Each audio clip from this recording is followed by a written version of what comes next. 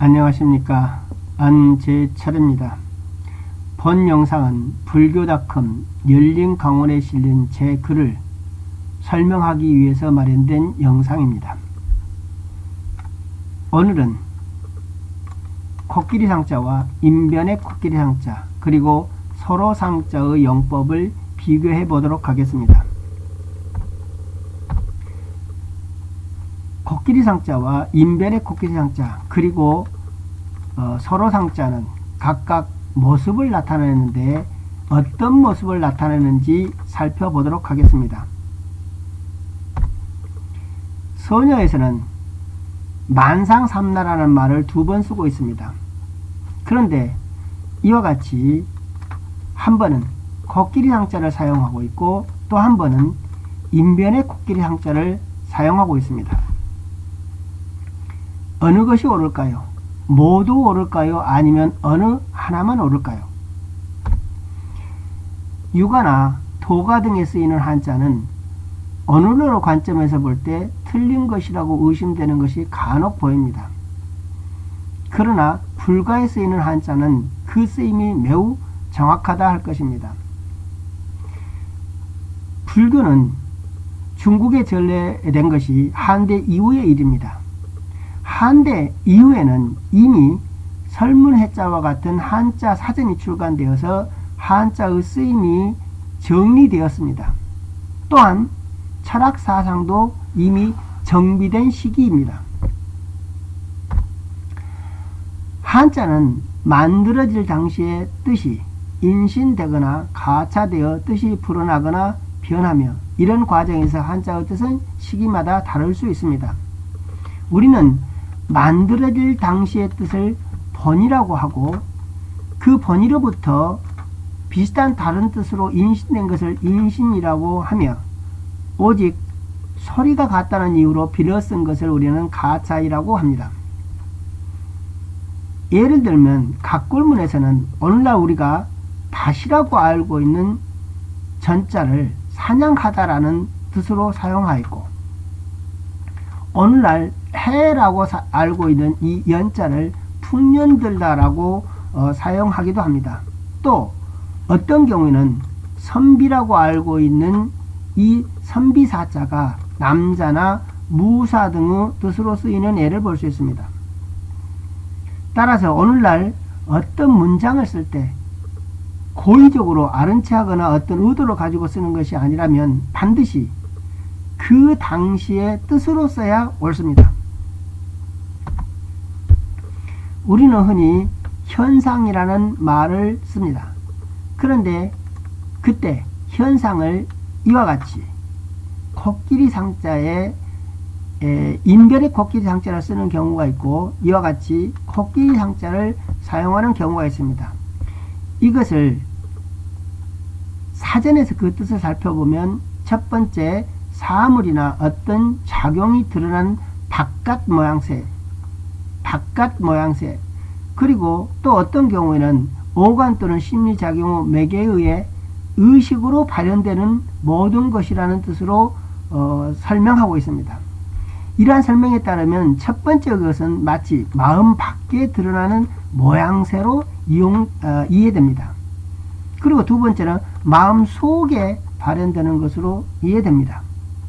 그러나 이 현상, 인변의 코끼리상자와 코끼리상자는 서로 구분이 없이 혼용되고 있습니다. 여기에서 우리는 코끼리상자를 살펴보도록 하겠습니다. 코끼리상자는 은나라 때는 이러한 글자체를 사용하였고 주나라 때는 금문에서 이러한 글자체를 사용하였으며 진나라 때는 이러한 글자체를 사용하였습니다. 모두가 코끼리 모습을 그린 것이라고 할 수 있습니다. 따라서 코끼리상자는 그 본의가 코끼리입니다. 그런데 한비자에 의하면 아래와 같이 설명하고 있습니다. 사람들은 이 살아있는 코끼리를 잘 보지 못했다. 그렇기 때문에 죽은 코끼리의 뼈를 얻어서 그 그림을 참고하여 그 살아있는 것을 상상하였다.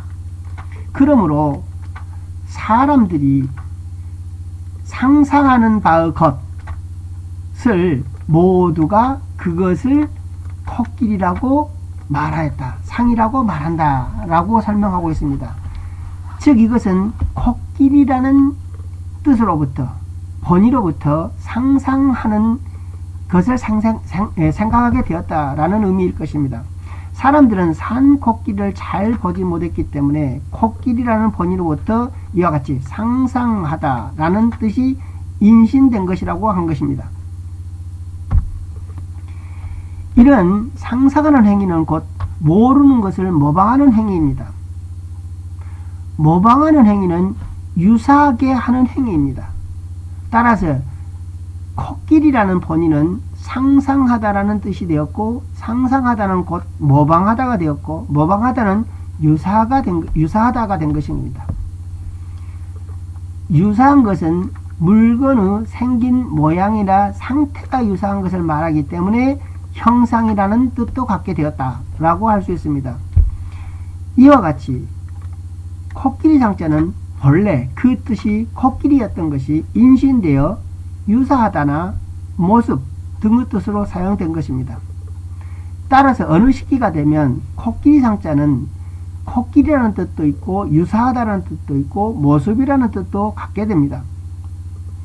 그 당시에 코끼리 상자를 쓰고 사람들은 혼동하였을 것입니다. 따라서 나중에 이 코끼리 상자는 코끼리로 전용하고 인변의 코끼리 상자를 만들어 유사하다라는 뜻으로 전용하게 되었다라고 생각할 수 있을 것입니다.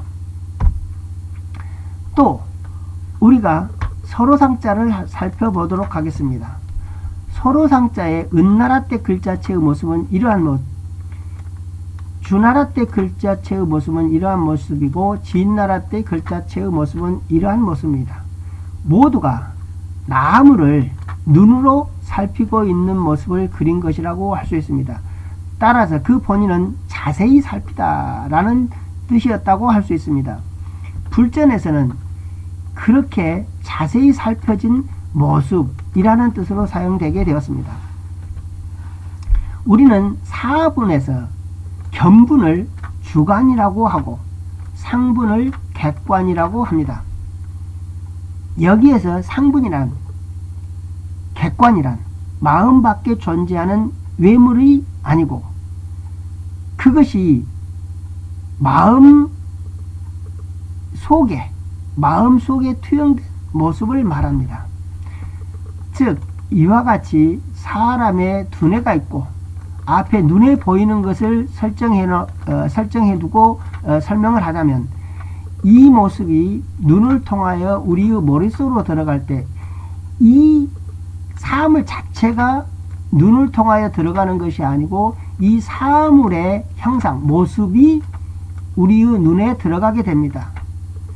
이 모습이 바로 상분인 것이고 이 상분을 뒤에서 이 살피는 것, 판단하는 것을 우리는 견분이라고 할 수 있는 것입니다. 따라서 이 상분이라는 것은, 상이라는 것은 이 마음 밖에 존재하는 사물이 아니고 이것이 마음 속에 투영된 이 모습을 상이라고 하는 것입니다. 여기서 우리는 모습이라는 것을 세 가지로 구분해서 생각해 볼 수 있을 것입니다. 마음 밖에 있는 사람 그 몸 자체의 모습이 있고 또 그 사람의 모습을 그린 그림이나 사진, 마음 밖에 있는 그림이나 사진에 있고 그리고 그 사람의 몸 자체나 또는 그림이나 사진이 우리의 마음속에 투영된 모습이 있을 것입니다. 우리는 이 상자는, 코끼리 상자는 그 몸 자체에 사용되어야 되고 인변의 코끼리 상자는 그 밖에 있는, 마음 밖에 있는 원본이 아닌 모사본인 그림이나 사진을 인변의 상으로 표현해야 한다라고 생각합니다. 그리고 마음속에 투영된 그 모습은 앞에서 살펴본 상분에 해당되는 그 상으로 써야 된다 라고 생각합니다. 불전에서 인변의 코끼리 상자는 주로 불상이나 석상, 초상 등으로 모두 마음 밖에 존재하지만 원본이 아닌 모사본입니다.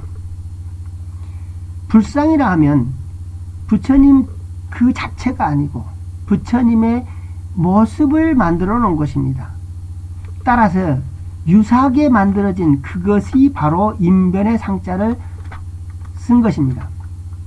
그리고 우리는 상분이라는 이 말을 사용하는 것에서 볼 때 서로 상자는 마음속에 투영된 모습을 나타내는 것을 확인할 수 있습니다. 이와 같이 불전에서는 이 인변의 상자는 불상이나 석상, 초상 등과 같이 모사본에 전용하고 있고 이 서로 상자의 경우는 마음속에 투영된 모습을 나타낸다고 할 것입니다. 불교에서 마음 밖에 존재하는 원본으로 상을 쓰지 않습니다.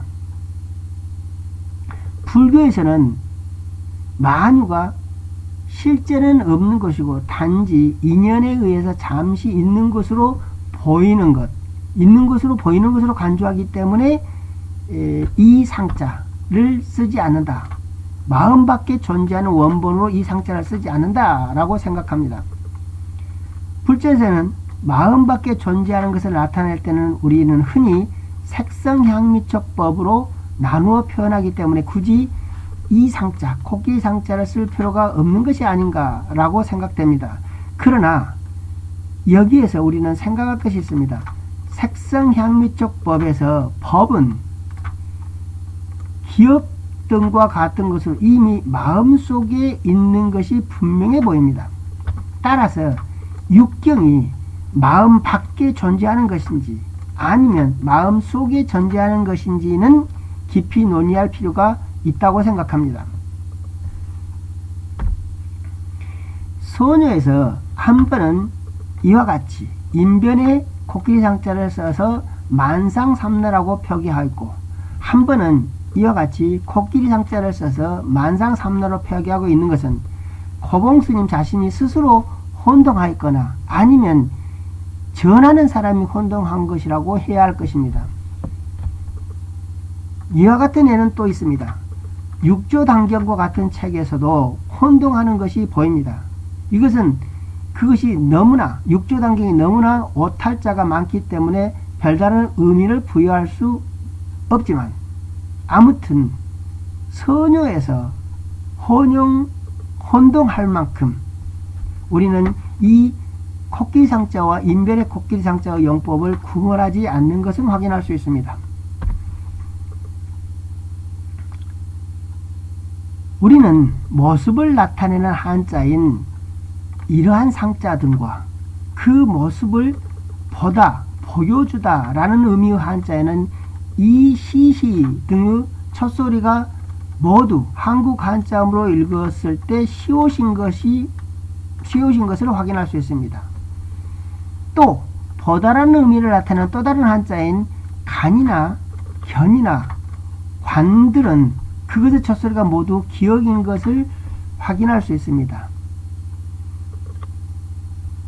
이것들의 소리가 기억이기나 시옷으로 나누어지는데 저의 생각에 따르면 기억과 시옷으로 나누어진 그것은 의미의 차이가 있다고 생각합니다. 그것에 관한 것은 따로 시간을 내서 살펴보도록 하겠습니다. 수고하셨습니다. 감사합니다.